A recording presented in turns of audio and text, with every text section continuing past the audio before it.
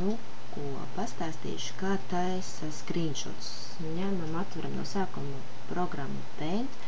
Var atrast Start, All Programs, Accessories un Paint. Atveram. Tagad attaisam vaļā lapu, kurai gribam uztaisīt screenshotu un piespiežam šito pogu.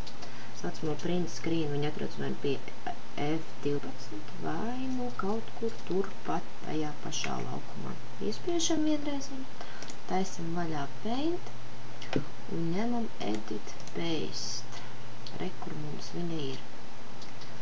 Tālāk paņemam file, Save As.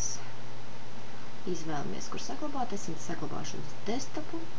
Izvēlamies nosaukumu, piemēram, ņemsim Lee.